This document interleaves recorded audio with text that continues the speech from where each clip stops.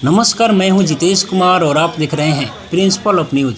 इस वक्त हम मौजूद हैं मोतिहारी के एलएनडी कॉलेज में और तस्वीरें हम आपको मोतिहारी के एलएनडी कॉलेज से लाइव दिखा रहे हैं, जहां आज बिहार की डिप्टी सीएम श्री रेणु देवी पहुंची हुई है। इसके साथ ही पूर्व कृषि मंत्री श्री राधा मोहन सिंह भी मौजूद हैं। तस्वीरें हम आपको मोतिहारी से इस वक्त लाइव दिखा रहे हैं। आप देख सकते हैं कि यहाँ पर बिहार के उप मुख्यमंत्री श्री रेणु देवी मौजूद है। आपको बता दें कि आज एलएनडी कॉलेज में बने नए गेट का उद्घाटन हो रहा है, जिसमें बड़े बड़े नेता से लेकर काफ़ी लोग मौजूद हैं।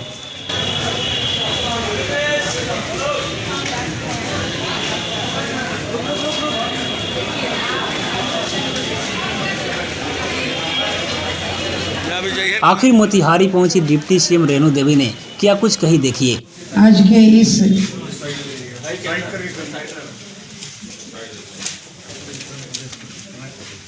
हमारे एलएनडी कॉलेज के इस हॉल के उद्घाटन समारोह में उपस्थित हमारे विश्वविद्यालय के कुलपति जी, हमारे बड़े भाई आदरणीय मोतिहारी के सांसद, पूर्व मंत्री, भाजपा के राष्ट्रीय उपाध्यक्ष आदरणीय भाई राधा मोहन सिंह जी, हमारे कुलपति आदरणीय भाई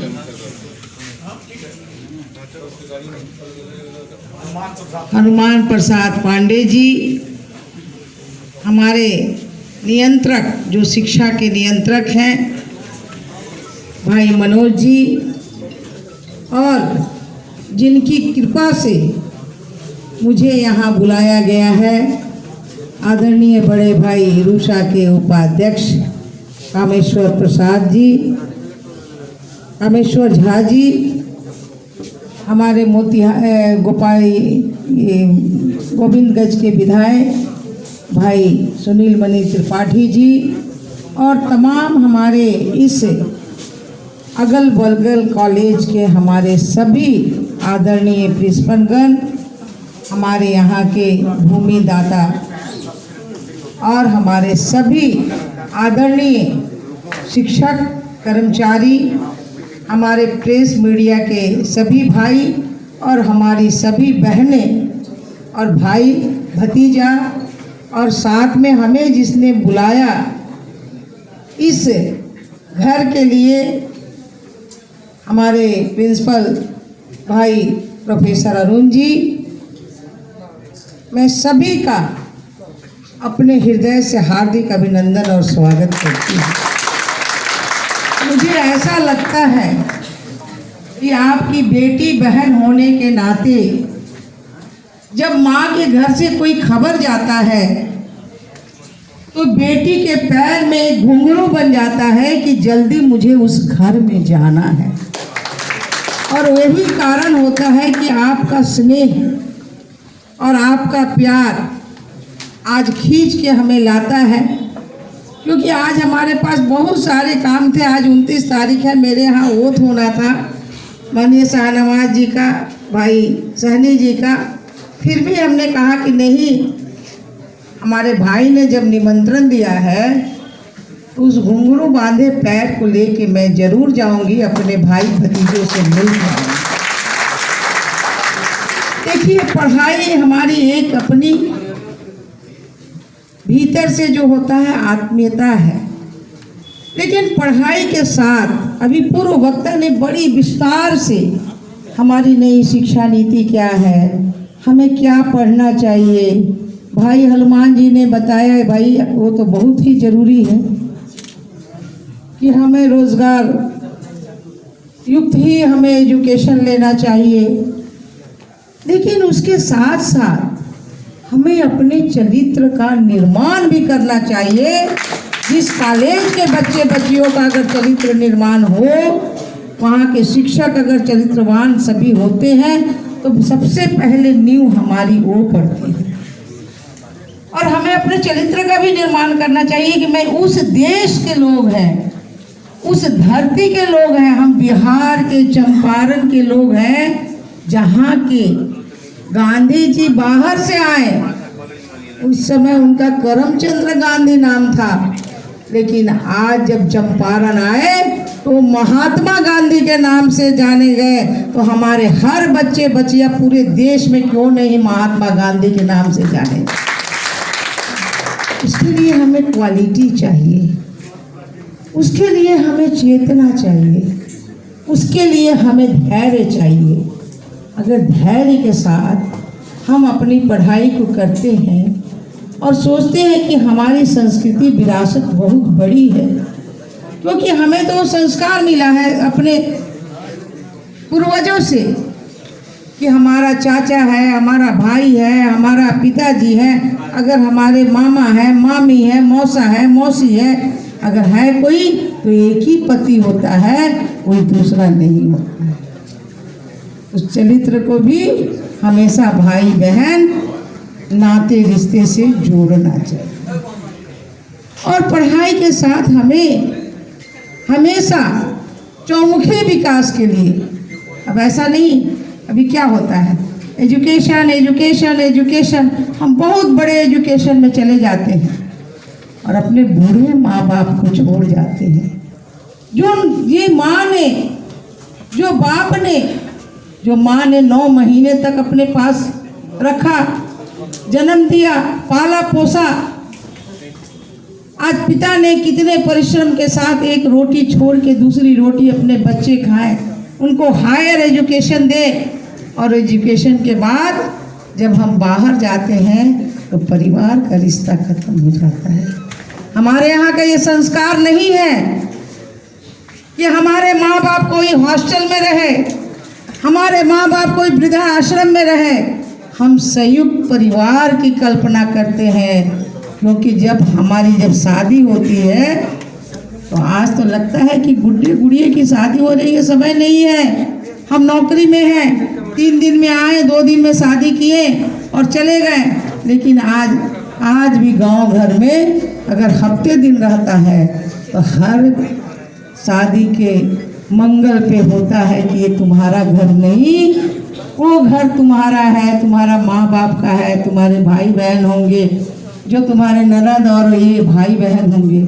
इस हिसाब से हमें शिक्षा के साथ साथ संस्कार पर भी ध्यान देने की आवश्यकता है। और जब संस्कार रहेगा तो आज हमारे प्रधानमंत्री जी ने जिस बात की चर्चा की कि डिजिटल इंडिया, और मुझे खुशी हो रही है उस डिजिटल इंडिया के बारे में जो हम लोग नहीं जानते थे, आज छोटे छोटे बच्चे उसे एजुकेशन ग्रहण कर रहे हैं, घर में बैठ के शिक्षा प्राप्त कर रहे हैं। हमारी बड़ी बेटियां अपनी नौकरी कर रही हैं, घर में बैठ के नौकरी कर रही हैं, तो कहीं ना कहीं तो बदलाव हुआ।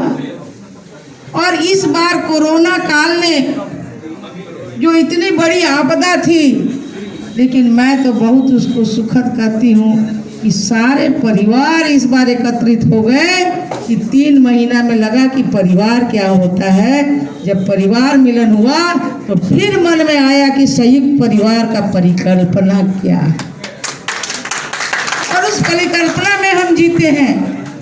इसलिए मेरे बेटा बेटी, मेरी भाई बहन, मेरे माता पिता के उम्र के जो लोग हैं, मेरे गार्जियन स्वरूप, मैं सबको यही कहना चाहती हूँ कि आज एजुकेशन बदला है, नया शिक्षा नीति आया है, और आप जान रहे हैं कि अब राजा का बेटा राजा नहीं होगा, अब रानी की बेटी रानी नहीं होगी, अब गरीब का, मेरे जैसा भी गरीब की बेटी महारानी हो सकती है, वो भिखारी नहीं है। तो ये अपना जो है संस्कार को अक्षुण्ण रखना पड़ेगा। हमें पढ़ना है, पढ़ने के साथ साथ हमें दूसरों को भी मदद करना है। हम अगर अपने जीवन में 2 बच्चे में आए, उस समय क्या किए, अपनी बेटियां निकल के पढ़ती नहीं थी, आज हमारी बेटियों का रेशियो बढ़ा है पढ़ने के लिए, और उसमें हमने साइकिल योजना, पोशाक योजना हमारे बच्चों को किसी तरह की कोई दिक्कत नहीं हो। और आज हायर एजुकेशन के लिए जब मैं अति पिछड़ा और पिछड़ा की मैं मंत्री भी हूँ, तो मैं देखती हूँ कि किस किस यूनिवर्सिटी में कितने पैसे जाते हैं, हमारे कितने बच्चे हायर एजुकेशन लेके आ रहे हैं और पढ़ रहे हैं। मुझे बहुत ही खुशी होती है। हमने रोजगार के लिए, मैं उद्योग मंत्री भी हूँ, जो हमारे यहाँ ट्रेनिंग स्किल है वो 15 दिनों का है। अभी 1 अप्रैल से पोर्टल खुलेगा। उस पोर्टल में पिछड़ा, अति पिछड़ा, महिला और सामान्य वर्ग सबको मौका मिला है कि आप पोर्टल पे डालिए और 15 दिन के बाद आपकी ट्रेनिंग स्किल जब पूरी हो जाएगी तो आपको 10 लाख रुपए का ऑफर मिला है, जिसमें 5 लाख रुपए अगर तुरंत आप लगाएंगे और कोई सामान खरीदना चाहेंगे आप ले सकते हैं, अगर आपकी आवश्यकता होगी। क्योंकि पहले कुछ और नियम था, उस नियम को थोड़ा हमने बदलाव किया है। पहले 2.5, 5, 3 साल में, अब हमने 2 साल का टारगेट रखा। 2 साल में नहीं, अगर 1 साल में उसे चाहिए तो 1 साल में भी हम पूरा करेंगे, जिसमें 5 लाख आपको सब्सिडी मिलेगा और 5 लाख पे महिलाओं को 1 रुपया नहीं इंटरेस्ट देना है, पिछड़ा अति पिछड़ों को भी नहीं देना है, सामान्य वर्ग को 1% देना है। 5 लाख आपका सब्सिडी और 5 लाख का आपका इंटरेस्ट देना है। कितने तक? 84 महीने के भीतर चुकाना है। तो सोच लीजिए कि 5 लाख आप 84 महीने का कितना छोटा अमाउंट होता है। अगर हम रोजगार करना चाहते हैं उससे हम शुरू करें और फिर उसमें जितना पैसा लगेगा हम देने के लिए तैयार हैं। हमने कहीं प्रतिबंध नहीं किया कि हमारा बेटा बेटी काम नहीं करेगी, सभी बेटा बेटियां हमारी काम करेंगी। तो इस तरह की चिंता बिहार सरकार के पास एजुकेशन में, भारत सरकार के पास एजुकेशन में है। आप जितना पढ़ने, आज आपकी तैयारी के लिए, मेडिकल के लिए, बीपीएससी के लिए, आपको आईएएस आईपीएस के लिए, सभी तैयारियों के लिए, यूपीएससी के लिए हम पैसा देते हैं कि आप तैयार हो जाओ, पढ़ो, और पढ़ाने की व्यवस्था हम लोग रखते हैं।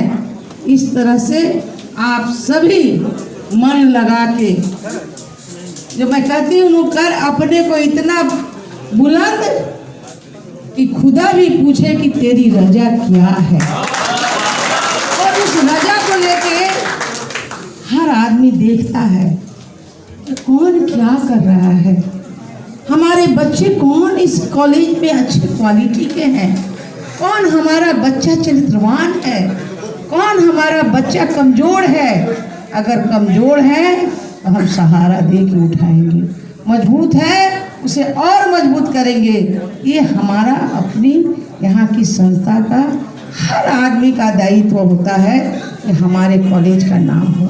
जब मैं बेतिया में एमएलए थी 2000 के समय, तो हमारे यहाँ एक महिला कॉलेज है। मैं कुलपति जी को बताना चाहती हूँ कि अभी तक कोई भी हमारे यहाँ एफिलेटेड महिला कॉलेज चंपारण के भीतर नहीं है, पश्चिम चंपारण के भीतर। तो हमने उसको थोड़ा ठीक ठाक किया। मैं अध्यक्ष हुआ करती थी, और ठीक होने के बाद में जब हमारी बहनों ने, हमारी प्रोफेसर ने जब उसमें एजुकेशन दिया, तो हम कहते हैं कि पूरे बिहार में वो टॉप कर गई। इतने बच्चे हमारे फर्स्ट क्लास, सेकंड क्लास आए कि शायद और भी विद्यालय के, और भी यहाँ के कॉलेज के बच्चे नहीं आए। तो इस तरह की मन में जब चाह हो जाएगी ना, तो राह तो अपने आप बनते जाएगा। क्योंकि जानते हैं कि अंतिम वक्ता के पास कुछ रहता नहीं है, जो है सो अपना थोड़ा बहुत मैं दे रही हूँ, क्योंकि सब भाइयों ने तो इतना बढ़िया विस्तार से बताया है। तो इसलिए मैं कहना चाहूँगी कि जो कमियाँ हैं उसको दूर करने के लिए हम कोशिश करेंगे।